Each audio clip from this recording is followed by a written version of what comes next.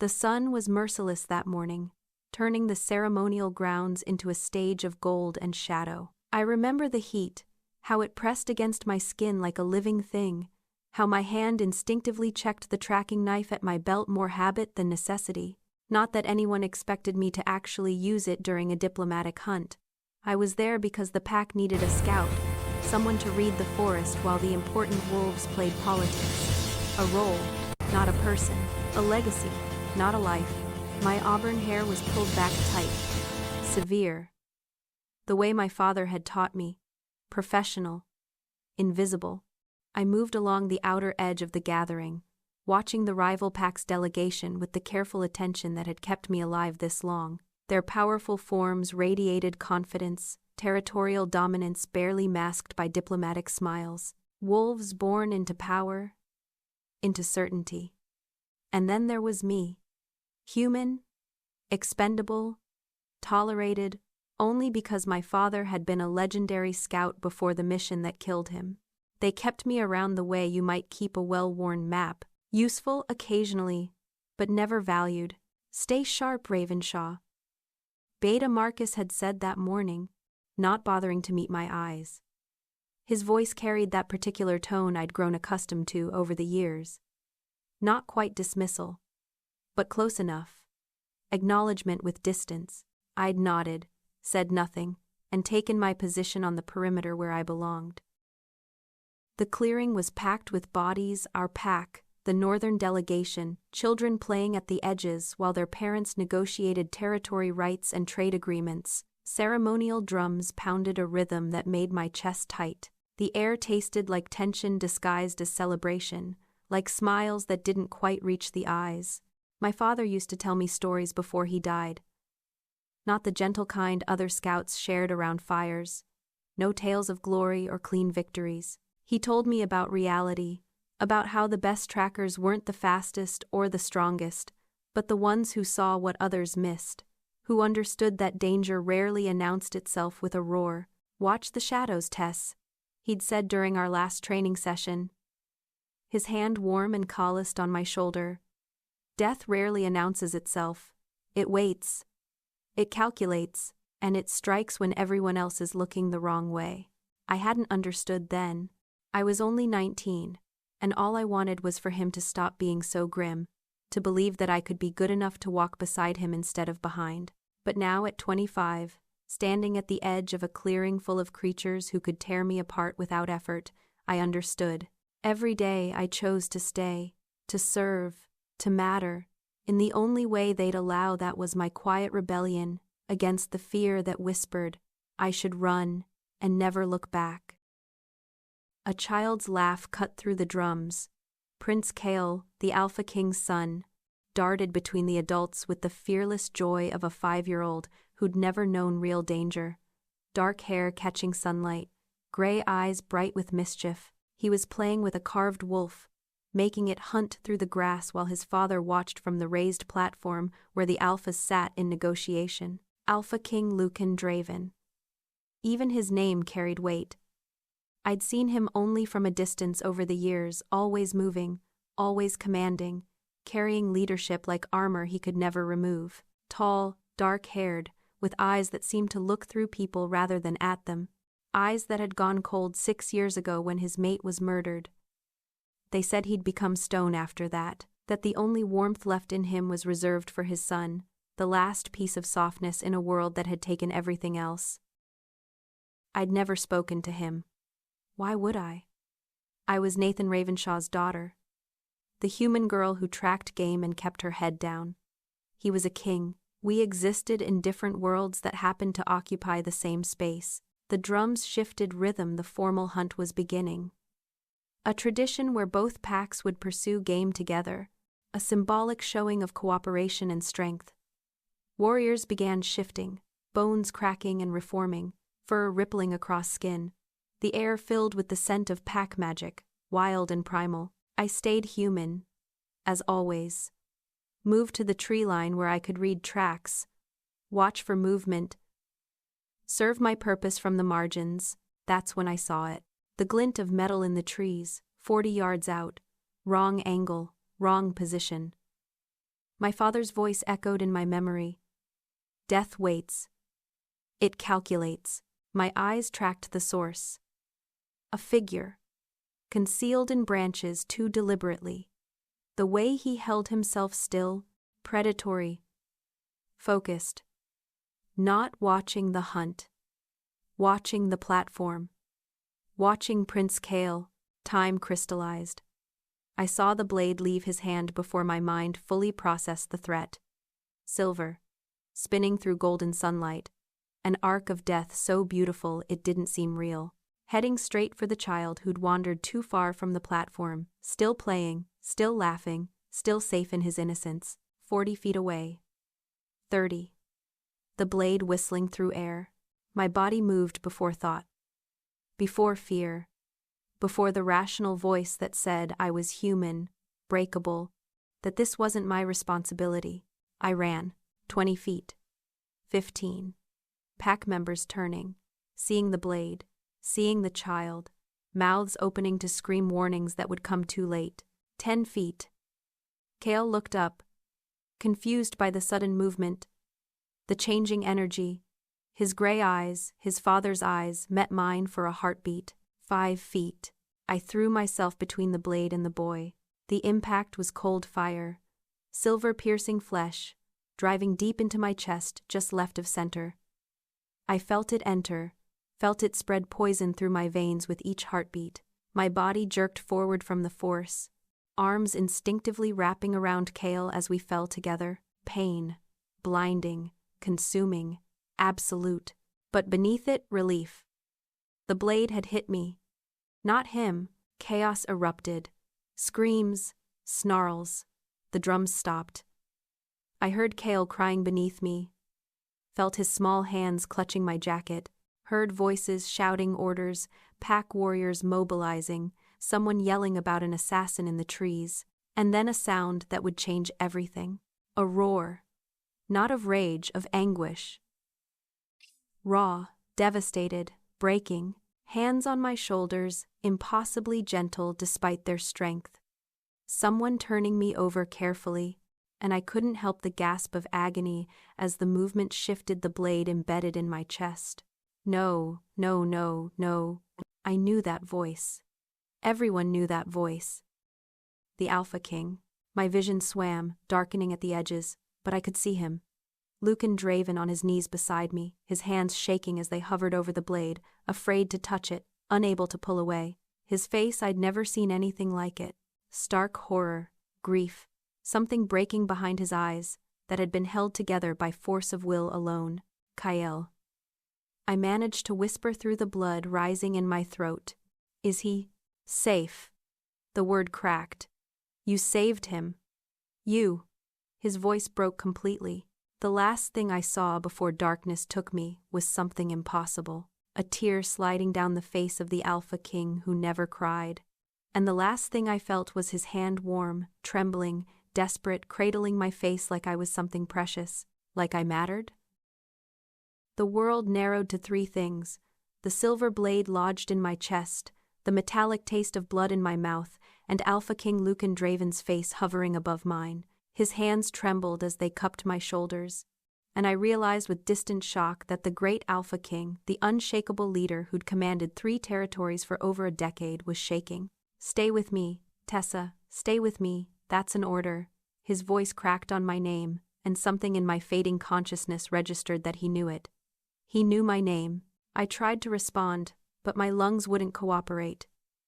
Each breath was agony, the silver poison spreading through my veins like liquid ice. My fingers twitched uselessly at my sides as the strength drained from my body. Around us, the pack had frozen. Hundreds of wolves, some still in their shifted forms, others human, stood motionless, watching their Alpha King kneel in the dirt cradling a dying human. The ceremonial drums had stopped, even the wind seemed to hold its breath. Lucan pulled me closer, one hand moving to cradle my head against his chest. That's when I felt it, wetness on my face that wasn't blood.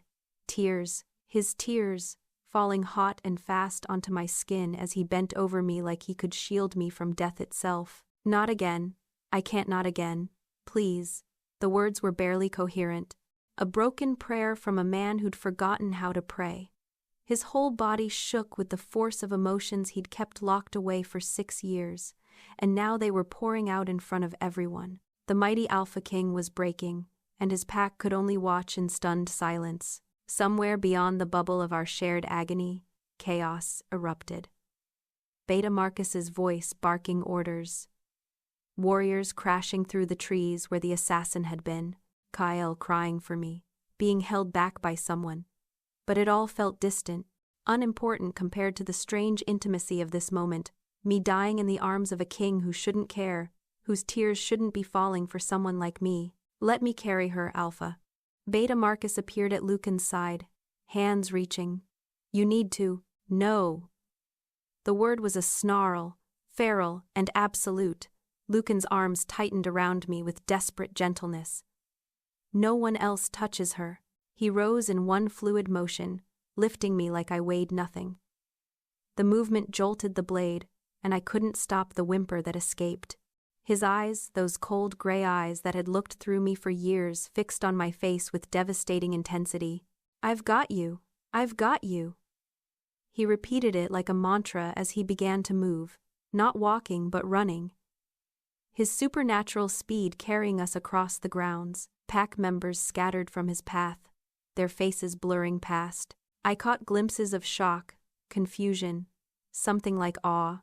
Their untouchable king was shattered, and they were witnessing the pieces fall. Is Kale? I managed to whisper, each word costing me. The silver was reaching my heart now. I could feel it, a cold fist squeezing tighter with each weak beat. Lucan's jaw clenched, more tears streaming down his face unchecked. Safe. You saved him. You saved my son. His voice cracked completely on the last word, breaking into something raw and devastated. The healer's room door burst open at his approach. Healer Amara's startled face, voices overlapping in urgent tones. Hands trying to take me from him, he snarled them all back, laying me on the examination table himself, his hands impossibly gentle as they released me. I tried to hold on, to stay conscious, to tell him it was worth it. That saving Kale was worth everything. But the darkness was rising fast, pulling me under.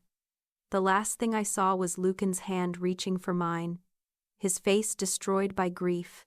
The last thing I heard was his howl, a sound of pure anguish that rose from somewhere primal and broken, echoing across the entire packlands. The Alpha King, who hadn't cried since his mate died, who'd been stoned for 6 years, was screaming his pain to the sky. For me?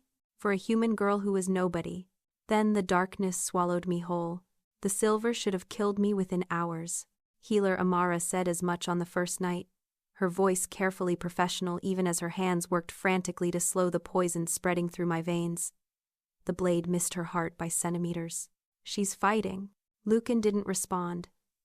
He'd claimed the chair beside my bed the moment they'd stabilized me enough to move from the surgical suite, and he hadn't left it since. His hand wrapped around mine, careful of the IV lines, his thumb tracing absent patterns across my knuckles, like he was trying to tether me to life through touch alone. Alpha, the council needs you.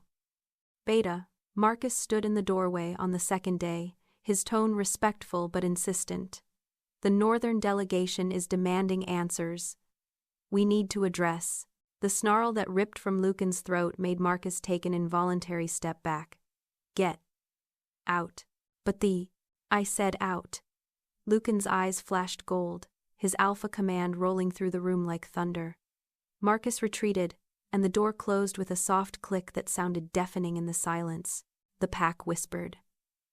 I heard it later, in fragmented memories of consciousness, voices drifting through the healer's room's walls during shift changes, nurses speaking in hushed tones they thought I couldn't hear. They'd never seen their alpha like this. Not even when Helena died. Then, he'd been stone cold, controlled, channeling his grief into duty. Now, he was something else entirely. Raw. Broken, open. Human, in a way that terrified them, because if their king could shatter, what did that mean for the rest of them? On the third night, through the haze of silver toxicity, I heard him talking, his voice low and rough. words tumbling out like confessions he'd held back for years. You shouldn't have done it. You're human. You're breakable. A pause. His grip on my hand tightening. Gods, Tessa! You're so breakable. That blade should have hit me, hit any of the warriors. We heal. We survive. But you. I felt his forehead press against our joined hands, felt the shudder that ran through him, but you did it anyway. Why? Why would you throw away your life for a child you barely knew? For a pack that's never given you anything but scraps and shadows? If I could have answered, I would have told him about my father. Nathan Ravenshaw, legendary scout, who died pulling 3 trapped wolves from a collapsed mine shaft, who taught me that courage wasn't about being strong enough to win, it was about being brave enough to try even when you knew you might lose. I'd spent 6 years trying to prove I'd inherited that courage, that his sacrifice meant something, that I was more than just the human girl living in a dead hero's shadow, but I couldn't speak. Could barely breathe. So I drifted in darkness, while Lucan kept vigil. On the 5th day, small footsteps approached the bed, Cale's voice, tentative and thick with tears. Is Tess going to die, Daddy? No. Lucan's response was immediate. Fierce. No. She's not. She's too stubborn. I felt something soft placed beside my pillow. Cale's toy wolf, the one he'd been playing with when the blade flew. She can have Frost, the boy whispered. He'll keep her safe till she wakes up. She's my hero, Daddy. Like the warriors in your stories. Silence. Then Lucan's broken whisper. Mine too, Cale. Mine too. Time became meaningless. Day 6 bled into 7. I heard healer Amara's updates, growing more hopeful the silver was retreating, my body somehow fighting back. Heard Lucan's voice constantly, sometimes talking, sometimes just sitting in silence, his presence a steady anchor in the void. I felt him brush hair back from my face, his hand trembling against my skin. Come back, he whispered. Please. I can't just come back. On the 7th day, I finally obeyed. Light burned behind my eyelids. My chest felt like it had been crushed under stones. But I was alive, and that realization came with a surge of desperate need to prove it. My eyes fluttered open, unfocused at first, the world swimming. Then I saw him, Lucan, slumped in the chair beside me, still holding my hand, his head bowed in exhausted sleep. A week's worth of stubble shadowed his jaw. Dark circles hollowed his eyes. He looked wrecked, and somehow more real than I'd ever seen him. My fingers twitched in his grip, barely a movement, but enough. His eyes snapped open, gray and stunned and blazing with desperate hope. Tessa? I tried to speak. Failed. Tried again. Cale? Cale? Cale? A sound broke from his chest, half laugh, half sob. Safe. He's safe because of you. Relief flooded through me, and I let my eyes close again, this time in peace rather than darkness. I felt his lips press against my knuckles, felt his tears fall hot against my skin. The Alpha King was still breaking, but this time, I woke fully to find Lucan still there. His head bowed in exhausted sleep, dark hair falling across his forehead. In all the years I'd seen him from a distance, commanding, untouchable, perfectly controlled, I'd never seen him like this. Disheveled, vulnerable, the stubble shadowing his jaw looked at least a week old, and dark circles bruised the skin beneath his eyes. He looked like a man who'd been to war with himself and lost. Our hands were still joined, his grip gentle even in sleep. I tried to pull away, uncomfortable with the intimacy, with how wrong this felt me. Nobody. Holding hands with the Alpha King, he jerked awake instantly. Gray eyes snapping to mine with such desperate intensity it stole what little breath I had. You're awake, his voice cracked. Thank the moon, you're awake. I swallowed against the rawness in my throat, confusion fogging my thoughts. How long? 7 days. You've been unconscious for 7 days. He leaned forward, his free hand hovering near my face like he wanted to touch me but didn't dare. The silver poisoning healer Amara, Wasn't sure you'd make it through the first night. 7 days. I'd been gone for 7 days, and he looked like he'd lived a year. You look terrible, I whispered, before I could stop myself. Something that might have been a smile ghosted across his lips. I haven't left. Simple words, but the weight behind them made my chest tighten. Not from the wound this time, but from something else entirely. I stared at him, trying to reconcile this exhausted, emotionally raw man with the cold, distant alpha king I'd known. Why? Don't. The word came out hard, almost angry. His hand tightened around mine. Don't you dare diminish what you did. I don't understand. And I didn't. None of this made sense. The vigil. The tears I'd half remembered through the haze. The way he was looking at me now like I was something precious instead of expendable. Lucan was quiet for a long moment, his thumb resuming those absent patterns across my knuckles. When he spoke, his voice was rough with vulnerability. The pack saw me break, saw me fall to my knees, and weep over you like. He stopped, swallowed hard. I haven't cried since Helena died. For 6 years I've been stoned because that's what the pack needed, a king who couldn't be shaken, who wouldn't crack under pressure. He looked at our joined hands, and I saw his jaw clench. But when I saw that blade in your chest, when I thought I was going to watch you die, I couldn't be stone anymore. I couldn't be anything but terrified. The confession hung between us, enormous and fragile. I didn't know what to do with it, how to hold something so raw from a man who'd never shown weakness. I did what anyone would, I started. No. He cut me off, his eyes locking onto mine with fierce intensity. No, Tessa. You did what a warrior does, what pack does. You saw danger and you didn't hesitate, didn't calculate the cost. You just acted.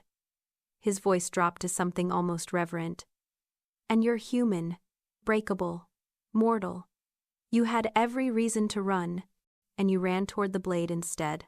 Silence stretched between us. I felt the weight of his gaze, the way he was seeing me, really seeing me for maybe the first time. Not Nathan Ravenshaw's daughter, not the human scout who stayed in the shadows, just me. Tessa, the pack is calling you Blade Guard, he said quietly. You stood between death and my son. They've never seen anything like it. I've never... His voice caught. You saved the most precious thing in my world. Tears burned behind my eyes, and I couldn't stop them from falling. I was just trying to be like my father, I whispered. He died saving pack members. I thought if I could be brave like him, if I could prove I inherited even a fraction of his courage, maybe I'd finally be worth the space I take up. Lucan's other hand came up to cup my face with devastating gentleness, his thumb brushing away my tears. His eyes were bright with emotion, raw and unguarded. You surpassed him, Tessa. What you did, his voice broke. You didn't just save a pack member. You saved my son, my everything, and you did it knowing that blade would kill you. I couldn't look away from him, couldn't breathe. The Alpha King was crying again, tears sliding down his face without shame. And something fundamental was shifting between us, something that felt like the ground breaking open to reveal solid bedrock underneath. Why? I asked again. But this time the question meant something different. Why was he here? Why did he care? Why was he looking at me like I'd rearranged his entire world? His answer was simple, terrifying, and true. Because you reminded me what it means to feel. The news spread through the packlands like wildfire. By the time the healer cleared me to sit up without risking the stitches across my chest, there was already a crowd gathering outside the healer's wing. I could hear them through the walls, voices rising and falling, the shuffle of feet, the energy of dozens of bodies waiting. What's happening? I asked, confused by the commotion. Lucan, who'd finally been convinced to shower and change clothes but refused to go farther than the adjacent room, returned to my bedside with an expression I couldn't read. They want to see you, the pack. Before I could process that, the doors opened and they came. Not all at once, the healer wouldn't allow that, but in steady waves that left me breathless and bewildered. Warriors I'd tracked beside for years, who'd never bothered to learn my name, now stood at attention when they entered. Their eyes held something I'd never seen directed at me before. Respect, reverence, even. The mothers came with tears streaming down their faces, reaching for my hands. "Thank you," they whispered, over and over. "Thank you for protecting our prince, for showing us what courage looks like." Fathers bowed their heads as they passed, a gesture of honor I'd only ever seen given to high-ranking pack members. The Omega Wolves brought gifts, woven blankets in the pack's colors, carved wooden tokens of protection, wildflowers gathered from the forest edge. They piled up around my bed until I was drowning in offerings, each one a small declaration that I mattered. "I don't understand," I said to Lucan when there was a brief lull, my voice cracked with emotion. "I've been here for years. I've tracked for them, scouted for them, bled for them in smaller ways. Why now? Why does this?" "Because we saw it," a voice said from the doorway. Beta Marcus entered, and behind him came the entire Elder Council in formal procession, their ceremonial robes marking this as official pack business. "We were blind, Tessa Ravenshaw. We saw your father's sacrifice but not your own quiet courage. We saw a human and missed the warrior standing right in front of us." The council formed a semicircle around my bed, and I felt Lucan's presence solid and warm beside me, his hand finding mine beneath the blankets. Elder Miriam stepped forward, her silver hair braided with ceremonial beads. "The council has convened and reached a unanimous decision. We wish to offer you the title of Elite Guardian." She paused, letting the weight of those words settle. It's a position that has never been held by a human. It comes with a seat at the Alpha's table, a voice in all security decisions, and the full protection of the pack. "You would be one of us, Tessa, truly one of us." My breath caught. Elite Guardian. A position reserved for the pack's finest warriors, the ones trusted to stand beside the Alpha, in battle and council. I looked at Lucan, panic and hope warring in my chest. "I'm not qualified. You took a blade for my son." His voice was quiet but absolute. "You're the most qualified person here." His eyes held mine, gray and intense and full of something that made my heart race. "But only if you want it. No more living in shadows, Tessa. No more accepting scraps. If you take this title, you claim your place. Fully. Completely." I thought of my father, of 6 years spent trying to prove I was worthy of the Ravenshaw name, of the space I occupied, of the air I breathed. I thought of all the times I'd made myself small, invisible, acceptable. And I thought of that moment in the clearing when I'd run toward danger instead of away from it. When I'd chosen courage over fear without hesitation. Maybe I'd been qualified all along. Maybe I just needed to believe it. I accept. The ceremony that evening was something out of stories I'd heard but never imagined experiencing myself. The entire pack gathered in the great hall, hundreds of wolves filling the space until it hummed with energy. I stood before them in borrowed formal clothes my own had been destroyed by blood and silver, feeling exposed and terrified and more alive than I'd ever been. Lucan stood beside me, commanding in his alpha regalia, but his eyes were soft when they found mine. The Elder Council spoke the traditional words, ancient and powerful, binding me to the pack in ways that went beyond tolerance or acceptance.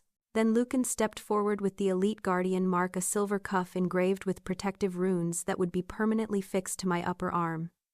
His hands were steady as he placed it, but they lingered on my skin, his fingers tracing the edges with reverent care. The touch sent electricity racing through my veins, and I saw in his eyes that he felt it too. This connection that had forged between us in blood and tears and desperate hope. The mark sealed with a flash of warmth, claiming me, protecting me, declaring me, pack. Lucan's voice rang out, Alpha command making it echo through every chest. Tessa Ravenshaw, Elite Guardian, pack. The howls that answered shook the rafters. Hundreds of voices raised in recognition, in welcome, in belonging. Warriors and omegas, mothers and fathers, young and old, they all howled for me. Tears streamed down my face as I finally understood. I wasn't tolerated anymore. I wasn't my father's shadow, or the human who got to stay. I was Pack. Truly. Completely. Irrevocably Pack. And when Lucan's hand found mine and squeezed gently, I knew something else had changed too. Something that had nothing to do with titles or ceremonies and everything to do with the way he looked at me like I'd become essential to his very breathing. The elite guardian quarters were 3 times the size of my old cabin, with windows that caught morning light and furniture that didn't creak when you sat down. I stood in the doorway that first day, my meager belongings in a single worn pack, and felt like an imposter playing dress-up in someone else's life. "It suits you," Lucan said from behind me, and I jumped. I hadn't heard him approach Alpha Kings moved like shadows when they wanted to. "It's too much," I said honestly. "You're elite guardian. This is where you belong." He stepped past me into the space, his presence somehow making the large room feel intimate. "Besides, you're in the Alpha's residence complex now. I prefer my advisor's close." Close turned out to be an understatement. His quarters were directly across the hall. Close enough that I could hear him moving in the early mornings. Close enough that proximity became its own constant conversation. The mornings brought training sessions with elite warriors who'd once looked through me like I was invisible. Now they sought my tactical insights, asking about tracking patterns and ambush points, listening when I spoke, like my words carried weight. I kept waiting for someone to laugh, to remember I was human and dismiss me, but it never came. The afternoons belonged to Kale. The boy had attached himself to me completely, his small hand finding mine whenever I was near, his eyes lighting up every time I entered a room. He called me Tess, like we'd been family forever. And something in my chest cracked open every time I heard it. "Tell me about when you saved me again?" He asked for what must have been the dozenth time. Sitting cross-legged on my floor while I attempted to organize my new space. "You've heard this story, Kale, but I like how you tell it." His gray eyes, so much like his father's, were earnest and bright. "You're the bravest person I know. Even braver than Daddy." I ruffled his dark hair, emotion clogging my throat. "Your daddy is the bravest person I know." "Then you're tied," he declared with 5-year-old logic, and wrapped his arms around my waist in a hug that felt like belonging. The attention still felt surreal. I'd catch myself tensing, waiting for the other shoe to drop, for someone to realize they'd made a mistake elevating a human to elite guardian, waiting for them to remember what I was and take it all back. But the evenings were what truly unmade me. Strategy sessions with Lucan became ritual. We'd meet in his study after Kale was asleep, spreading maps and security reports across his desk, reviewing patrol routes and defensive positions. But somewhere between discussing perimeter weaknesses and guard rotations, the conversations would drift personal. I learned he'd become Alpha King at 24 when his father was killed in a territorial dispute, thrust into leadership before he was ready. That he'd married Helena young to unite 2 fractured packs, and against all political odds, had fallen deeply in love with her. "When she died, I locked everything away," he said one night, staring at the maps without seeing them. "It was easier to lead when I didn't feel. When I was just duty and responsibility and nothing else." His vulnerability invited mine.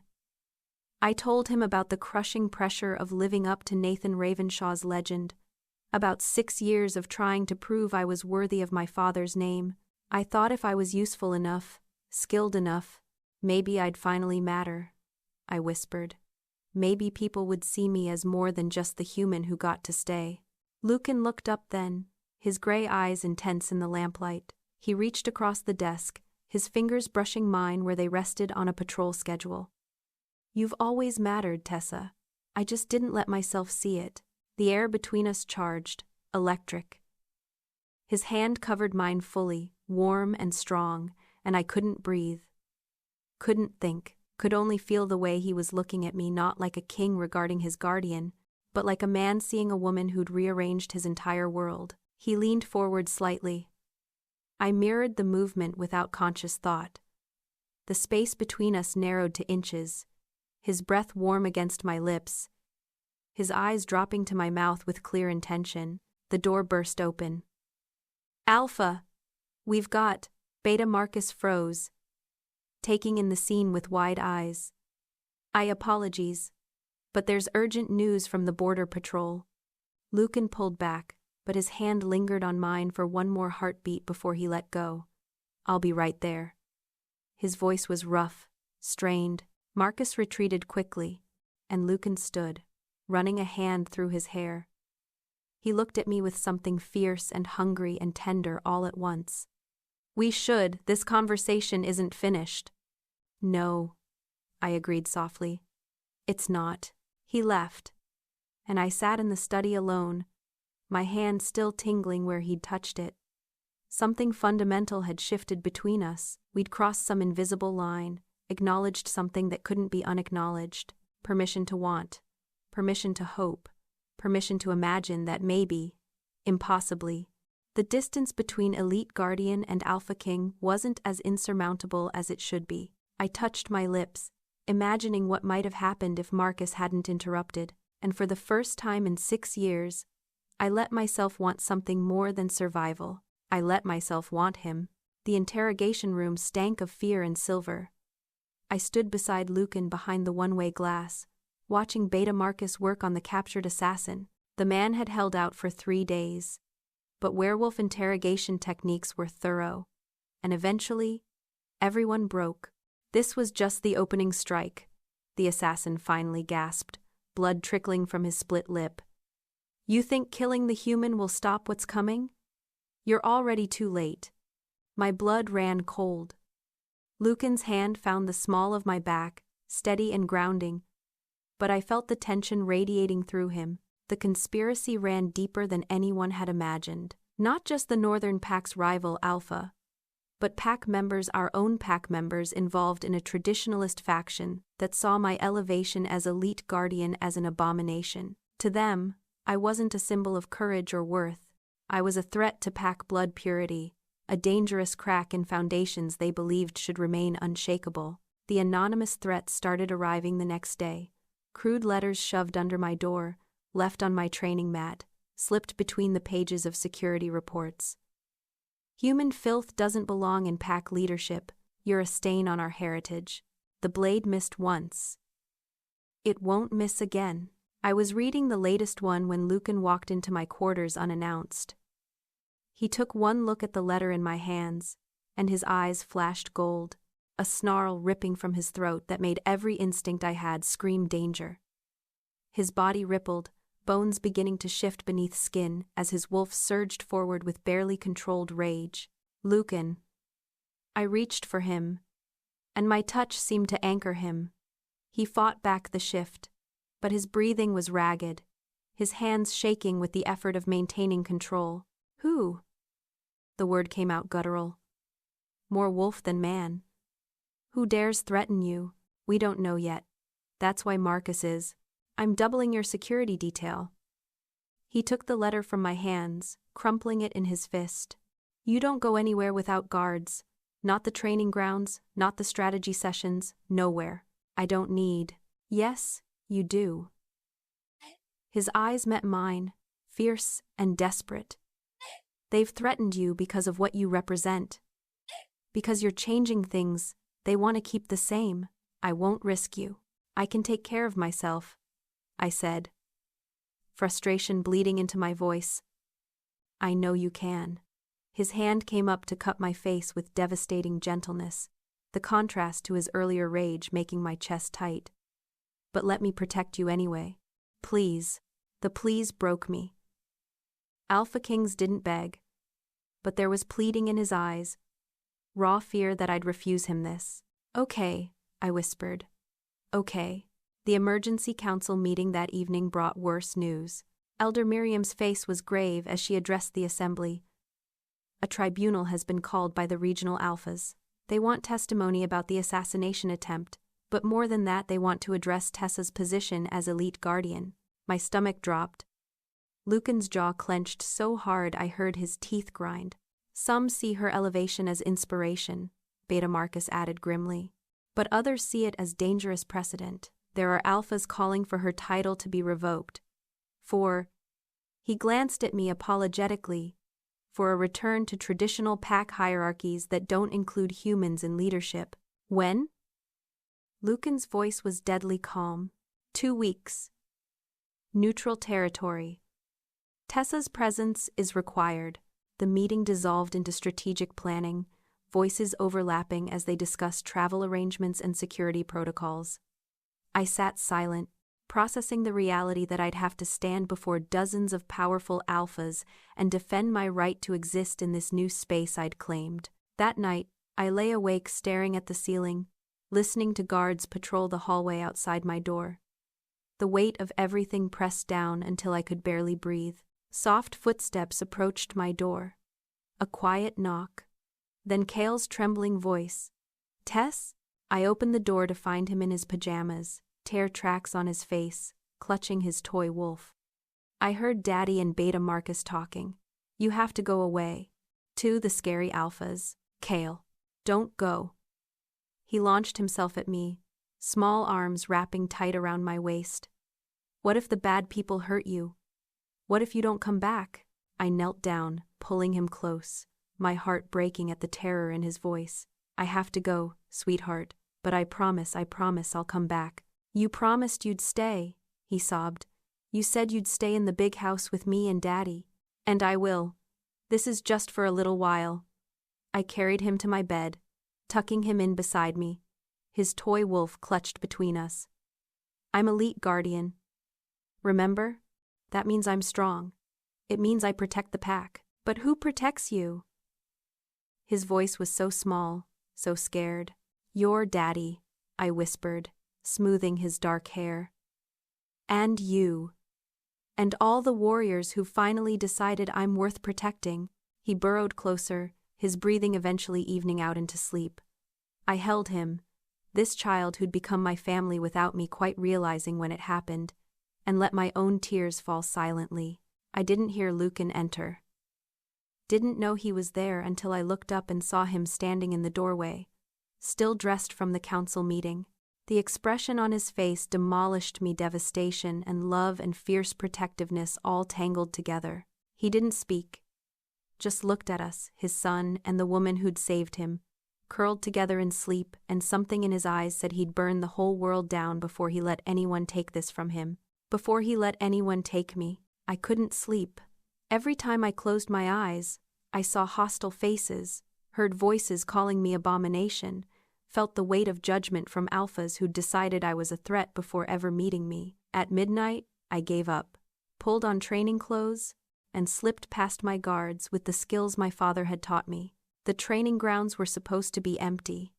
Instead, I found Lucan. He was destroying a practice dummy with his bare hands, each strike vicious and barely controlled.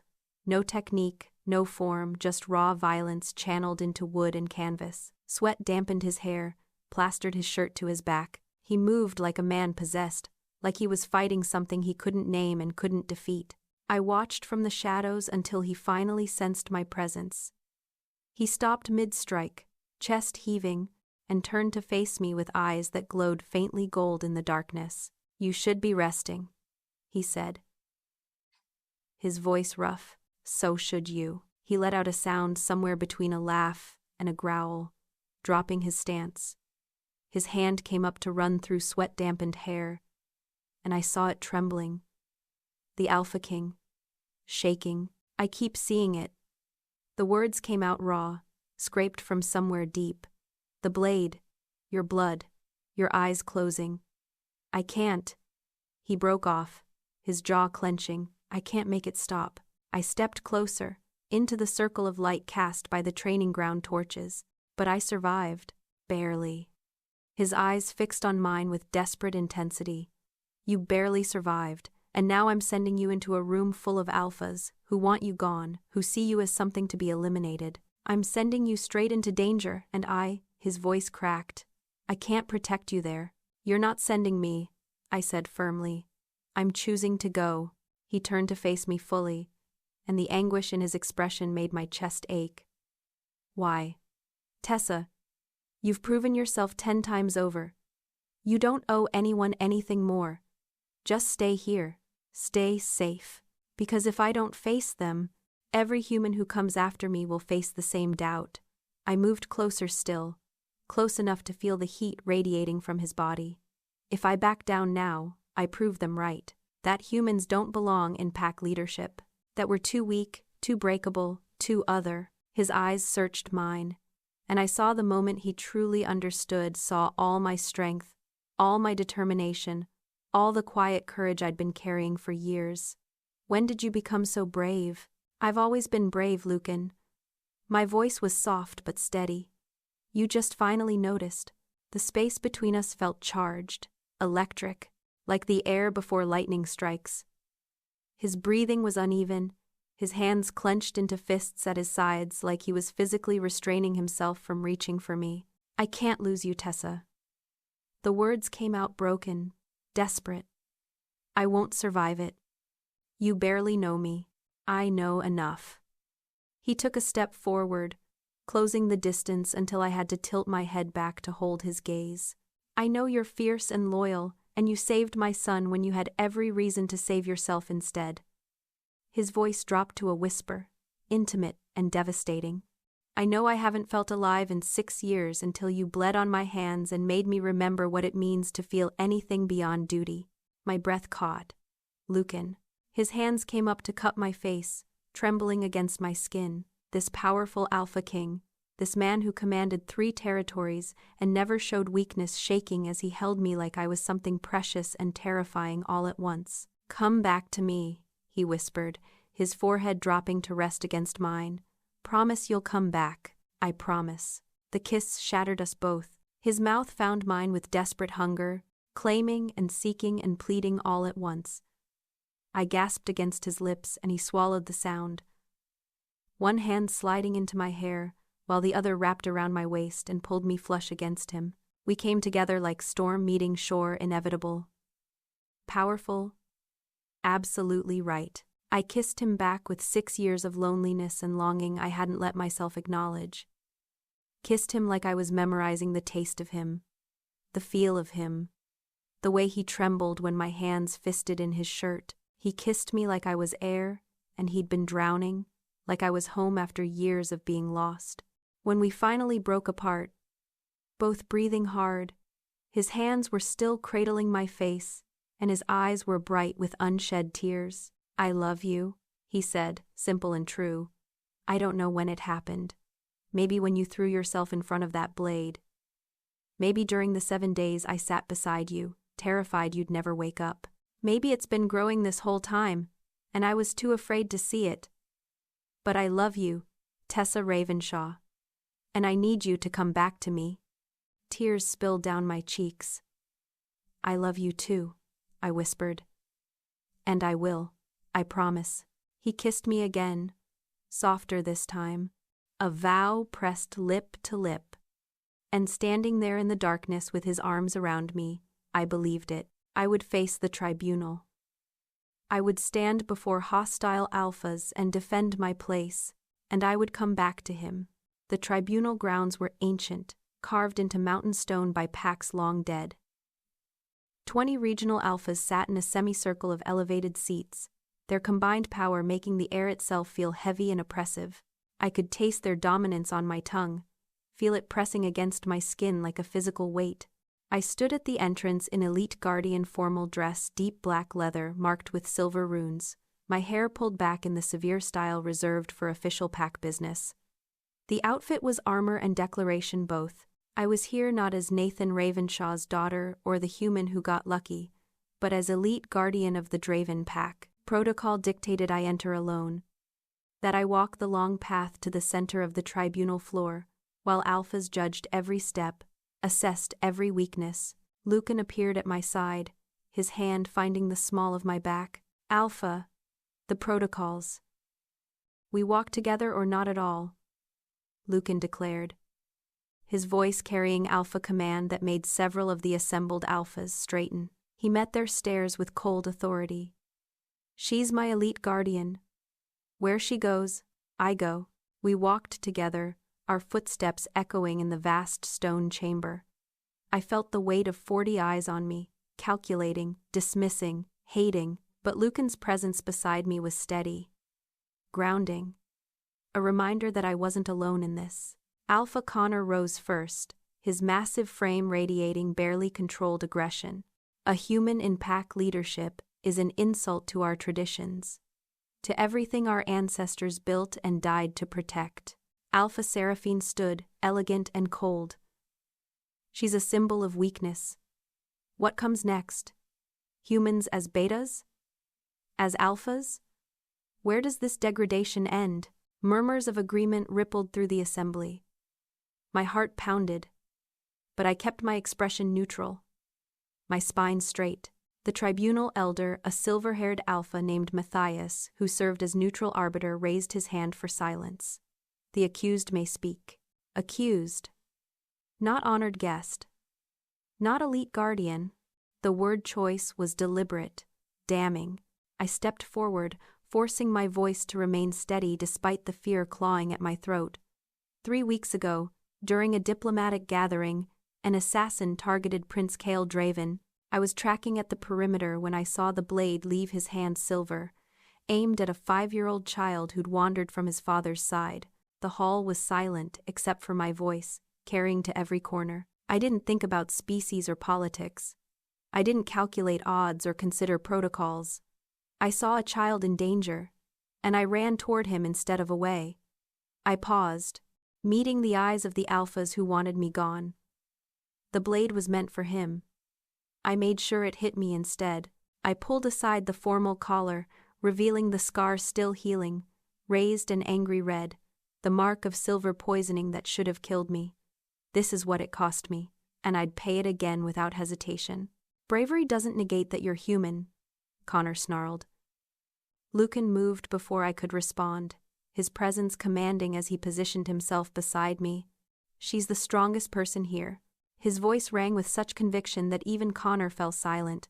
You want to talk about weakness? About liability? Lucan's eyes blazed. She fought silver poisoning for 7 days. 7 days.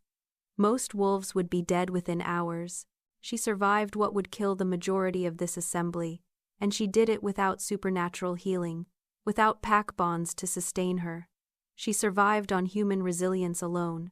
He turned slowly, making eye contact with each alpha. She's earned her place, not through bloodline or politics or convenient alliances, through sacrifice, through courage, through proving that strength isn't determined by what you are but by what you choose to do when everything is on the line. We call witnesses, Elder Matthias announced. They came forward one by one. Warriors who'd trained beside me, testifying to my tactical skills and courage. Omega wolves who spoke of my kindness, my service to the pack over years of being overlooked. Even some of the traditionalists grudgingly admitted that my actions during the assassination attempt had been undeniably brave. Then the great doors opened, and Kael burst through. You can't be here, Marcus started, but the boy was already running, his small legs carrying him straight across the tribunal floor toward me. Tess! He crashed into my legs, arms wrapping tight around my waist. The assembly froze. A child at tribunal, it violated every protocol. But Kael looked up at the gathered alphas with tear-bright eyes and absolute conviction. She saved me. She's brave and strong, and she loves us. His voice was small, but fierce. She's pack. She's my pack. Silence. Absolute. Ringing silence. Then Alpha Seraphine did something unexpected. She smiled. Just slightly. From the mouths of pups, she murmured. Truth without politics. Elder Matthias cleared his throat. The tribunal will vote. Elite guardian status for Tessa Ravenshaw maintain or revoke? The tension was unbearable. Lucan's hand found mine, squeezing tight. Kael pressed against my side, and I felt his small hand slip into my free one. The alphas conferred in low voices. Some shook their heads. Others nodded reluctantly. The chamber felt airless, time stretching impossibly thin. Finally, Matthias rose. The tribunal has reached a decision. By a margin of 12-8, my heart stopped. Tessa Ravenshaw's elite guardian status is upheld. Relief crashed through me so violently I swayed. Lucan's arm came around my waist, holding me steady. 12-8. Not a victory. Barely a survival. As we left the chamber, I felt the weight of those 8 dissenting votes like knives in my back. Connor's expression promised this wasn't over. Seraphine's calculating eyes suggested she was already planning her next move. I'd won. But I'd also made powerful enemies who would never accept what I represented. The war wasn't over. It had only just begun. The pack greeted our return with celebration, bonfires lit, drums beating, voices raised in triumph. On the surface, it looked like victory. Tessa Ravenshaw, elite guardian, her status upheld by tribunal vote. But I saw the tension in Lucan's shoulders, the way his eyes kept scanning the crowd like he was searching for threats in the shadows. The intelligence report came 2 hours after we arrived. We gathered in Lucan's study, Beta Marcus, Elder Miriam, the Security Council, and me. Marcus spread documents across the desk, with hands that weren't quite steady. We've identified the conspiracy's leader, Alpha Rowan of the Northern Pack. My blood turned to ice. Rowan had been one of the 8 dissenting votes, his contempt for me barely masked by diplomatic courtesy. He's a traditionalist extremist, Marcus continued. Ordered the hit on Kale to destabilize Lucan's leadership. Planned to use the chaos to push legislation, enforcing pure blood pack laws, no humans in any leadership positions, anywhere. Lucan's hand gripped the desk edge so hard the wood cracked. Tessa's survival ruined his plans. Her elevation to elite guardian made her a symbol of everything he's fighting against. Marcus met my eyes with grim sympathy. She's his primary target now. His words when he left the tribunal were recorded.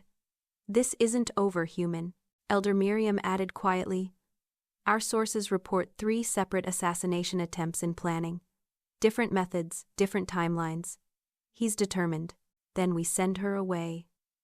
Lucan's voice was flat, final, somewhere remote, heavily guarded, until we neutralize the threat. No.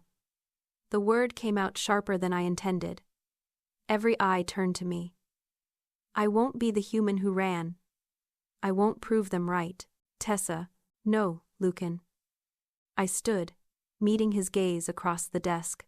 If I hide, if I run, I validate every argument they made against me. That humans are too weak, too scared, that we don't belong in pack leadership. You could die. His control shattered, voice breaking on the last word. Do you understand that? Rowan won't stop. He'll keep sending assassins until one succeeds. So could you? Every day. I moved around the desk toward him. You face threats constantly. Territorial challenges, political conspiracies, enemies who want you dead. But you don't hide. You stand and you lead, because that's what being alpha means. That's different. Why? Because you're a wolf and I'm human? My voice was steady. Certain. I'm elite guardian. I took a blade for your son. I survived silver poisoning. I stood before 20 hostile alphas and defended my place. I reached him, my hand finding his chest, feeling his heart race beneath my palm. I'm not running, Lucan. We face this together or not at all. The room cleared silently, leaving us alone. Lucan pulled me against him, his arms wrapping around me with desperate strength. His face buried in my hair. And I felt him trembling. I can't lose you. He whispered. Not now. Not after finally letting myself feel again. I pulled back enough to look at him. My hand coming up to trace the mate mark on his neck, the faded scar where Helena's bond had once lived. He tensed under my touch. I'm not trying to replace her, I said softly. His eyes met mine, gray and intense and full of emotion. You're not replacing anyone. His hand covered mine, pressing it against the mark. You're writing a new chapter. One I never thought I'd have. He leaned down, his lips finding the scar on my shoulder where the blade had entered. The kiss was reverent, tender, devastating. You've changed everything. The pack. Me. I was dead inside for 6 years, and you brought me back to life. I kissed him then, pouring everything I felt into it, love and fear and fierce determination. We held each other in the quiet study, knowing that the storm was coming but choosing to face it together. Morning brought the news we'd been dreading. A messenger arrived with formal declaration. Alpha Rowan was coming to our territory. Officially for peace talks to smooth tensions after the tribunal. He's coming to finish what the assassins started, Marcus said grimly. I spent the day training harder than ever, my body remembering every lesson my father taught me. Moved through combat drills until sweat soaked my clothes and my muscles screamed. I armed myself, knives strapped to my thighs, a blade at my back, another at my belt. If Rowan wanted me dead, I'd make him work for it. From his window, Cale watched me train. Lucan stood beside him, and I heard the boy's odd whisper carry across the courtyard. Tess looks like the warriors in paintings. Strong. Lucan's voice, soft with pride and love. She is strong. Stronger than anyone knows. That evening, we stood together on the observation platform, watching the horizon. Rowan's convoy appeared as the sun set, a line of vehicles approaching like a dark promise. My hand found Lucan's. He squeezed tight, bringing my knuckles to his lips. Whatever happens, I started. We face it together, he finished. I looked at the approaching convoy. At the Alpha who wanted me dead. At the threat rolling toward everything I'd claimed and fought for. I thought of the blade that had started all of this, silver spinning through sunlight, aimed at an innocent child. I'd thrown myself in front of death once. Changed everything with that single choice. The blade started everything, I said quietly, feeling Lucan's warmth beside me, Cale safe inside, my pack at my back. Let them try to finish it. Rowan was coming. But I was ready. We all were.